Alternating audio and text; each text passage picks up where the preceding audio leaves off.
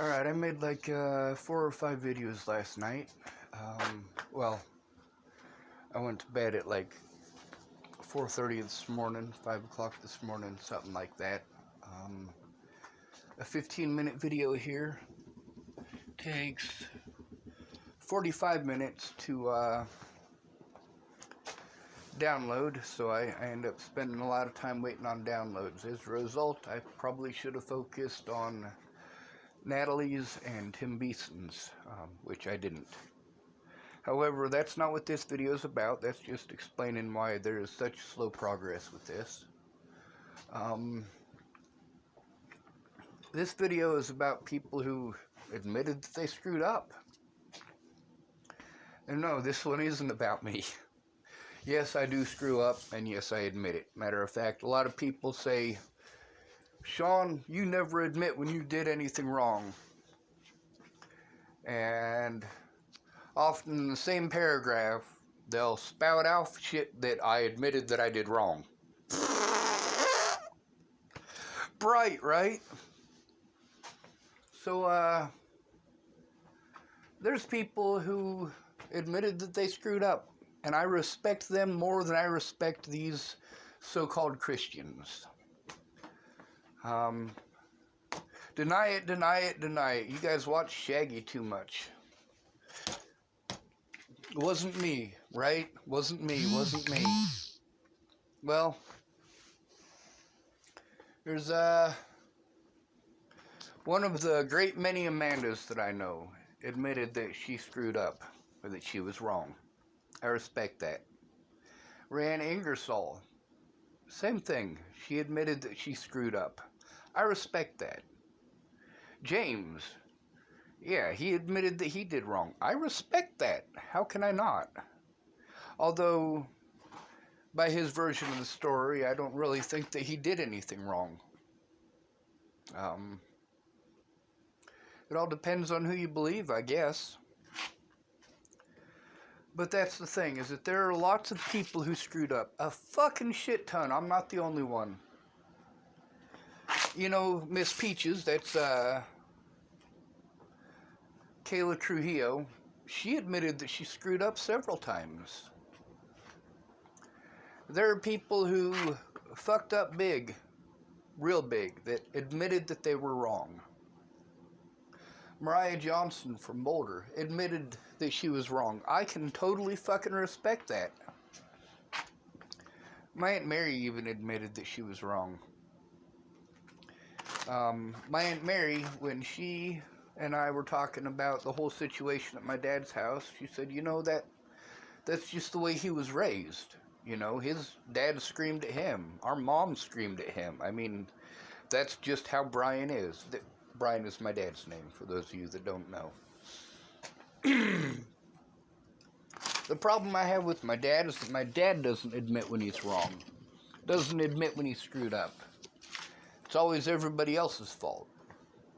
Now, for me, what I'm saying is that it's not a fault thing that we've got going on here. What we've got is a failure to effectively communicate. Natalie and I, we could have had our issue done and over with just by having a conversation instead of fucking text messaging. And that goes the same for nearly everybody, with the exception of, well, like Shannon Alvarado. Yeah, she doesn't fucking hear anybody but herself. It's very complicated because with her, she knew things that she should have come forward with. Like Kara Johnson Miles, who slandered the fuck out of my name in court, and she's not in the same state. Now, is she? Fuck no. Now, all these people saying, oh, well, the police wouldn't let me make a report because I was out of state. Yeah, that's bullshit. Because, see, Kara Johnson Miles was allowed to make a report in a court date that had nothing to do with what it is that their excuse for allowing her bullshit into court had to do with. And see, that's the thing, is that woman slandered the fuck out of my name. Just like Natalie slandered the fuck out of my name. Just like Alicia Bollinger slandered the fuck out of my name. So did Danica Garner and Rochelle Shelley Campbell. So did Adam Klein and Sarah Victoria Funberg. I gotta tell you, this is not a world worth living in, and those of you with children, I feel that this world would be a better place for your children if they were dead. No, I'm not saying to kill your children. I don't believe killing people is an okay thing to do. I just see where this country is going, and fuck no, I wouldn't raise kids in this. Are you out of your fucking mind?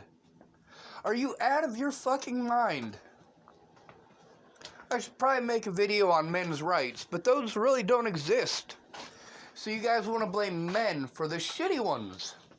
See, just like most men go for pretty women, pretty girlies, whatever, most women go for good-looking men. A man's looks are more important than anything else except for his money.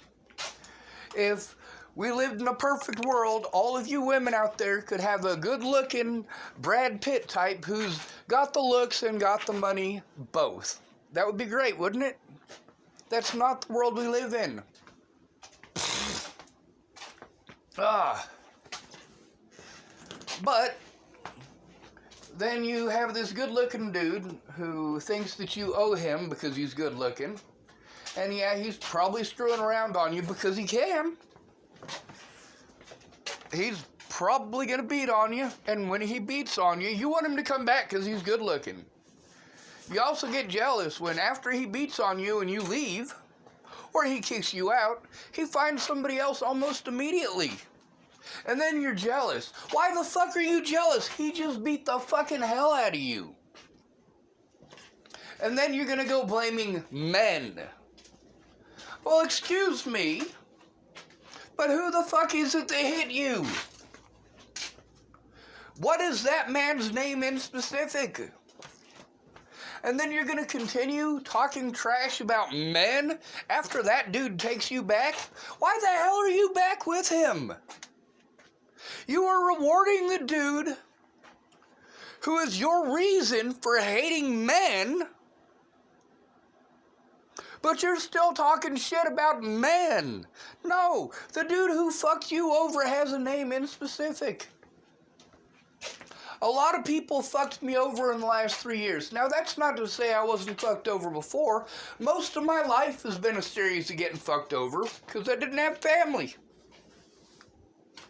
But I don't blame all women. Meanwhile, we do train men and women differently.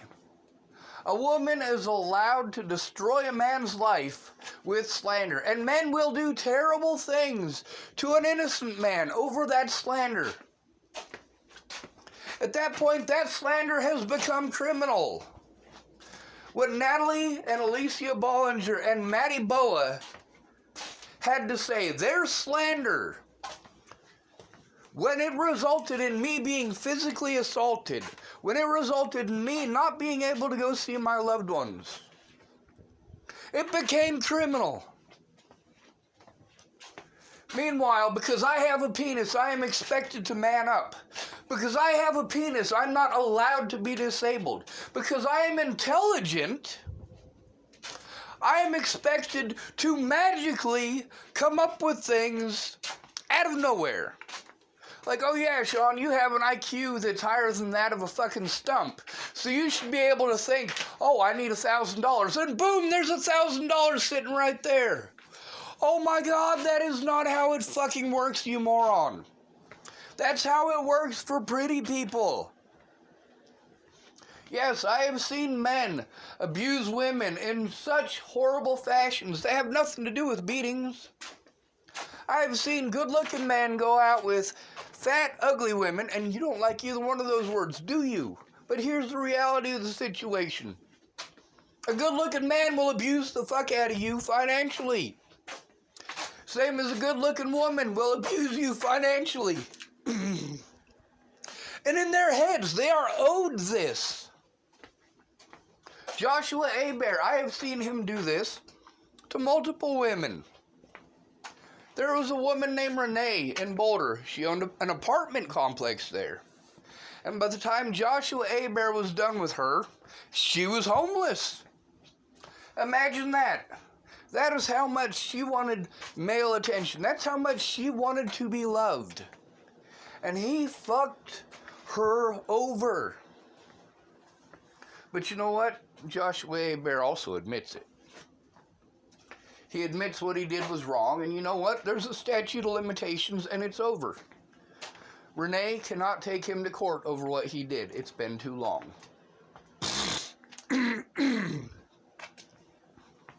There's a woman I used to know here named Rebecca. She got pretty screwed over, too. She wanted a good-looking dude. Now, don't get me wrong, she's not ugly. But she's also not skinny. And she's not a supermodel by any means.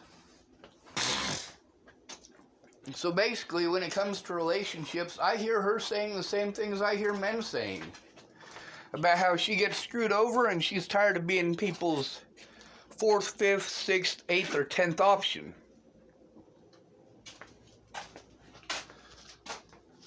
If I'm not your first option, I don't fucking want you.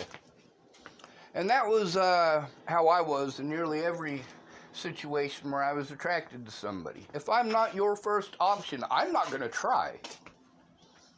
Well, Sean, if you never try, you never succeed. No, you know what? I'm not going to compete with somebody who is good looking and rich. I'm just not.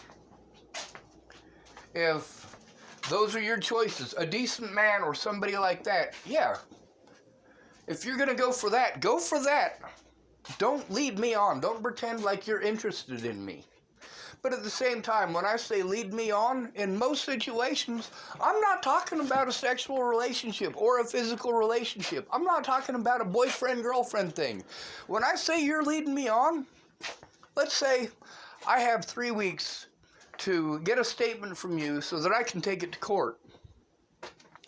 And 6 months down the road, you still haven't done it. You promised that you would, but you still haven't done it. Then you led me on. You claimed that you were going to do something that you never fucking did. Remember that, Bobby Forrest. There's about 50 people like that. Now, there are a lot of smaller names that I haven't popped up with. There are a lot of smaller names that tried to help out, and by smaller names, I mean people that really didn't stay in contact. And most of that wasn't their fault. It was the fact that I was communicating with the people who were local. Like Mandy Hughes was local in Colorado, and I need somebody in Colorado to go down there with me. And Miss Peaches was local in Colorado. I needed somebody local to go in with me. And Katie Kate was local in Colorado, and I needed someone local in Colorado to go in with me. So those were 3 people that I focused on. Well, there's people in Rhode Island and Memphis, Tennessee and Nashville and fucking Florida and Texas and, you know, Great Britain and all these other places that are like, yeah, Sean, I want to help you out. But why didn't I focus on them? Because what I needed was somebody to go in with me in person. So a lot of those people are smaller names that I never bring up in any of my videos, even though we have been in correspondence. Most of the time, I'm on Facebook bans, and that's the only way that I have to communicate with them. I literally should not have had to do any of this on Facebook. I should have been able to go to the police when I first had a problem. And to this day, the police won't do a goddamn thing. Why? Well, Jeffrey Epstein.